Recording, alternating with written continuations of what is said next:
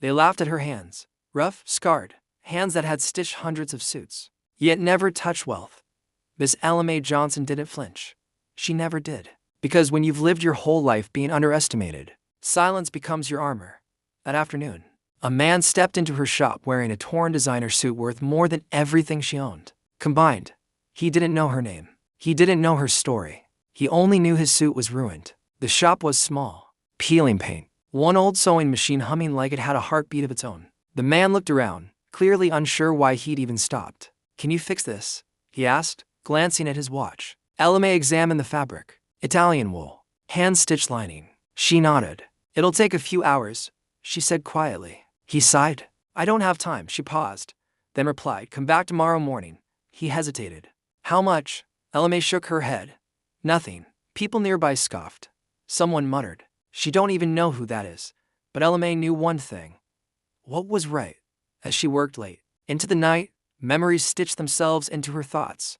Years of being overlooked. Clients who assumed she was too old, too poor, too invisible. Yet every stitch she made that night was perfect, precise, because dignity doesn't announce itself. It shows up quietly and stays. The next morning, she heard it. Engines. Black cars lined the street. Men in dark suits stepped out, briefcases in hand. Her heart tightened. Was I not supposed to touch that suit? A knock echoed through the shop. She opened the door. The men didn't smile. "Miss Ella Johnson," her name, spoken like it mattered. "We're here regarding a suit you repaired." The man she helped stepped forward. Only now, he wasn't just a man in a suit.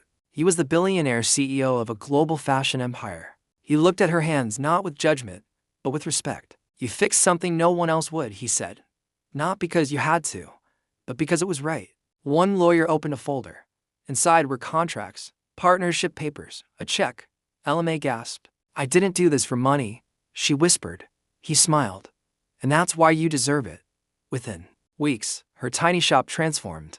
Her name appeared on luxury labels. The same people who once laughed now waited months for her craftsmanship. But Ella stayed the same. Same humility, same steady hands, same quiet strength. They laughed at her hands, but those hands changed everything. Remember this, you don't need recognition to matter. And real kindness always comes back, sometimes in black cars. If this story moved you, please like, share, and subscribe for more.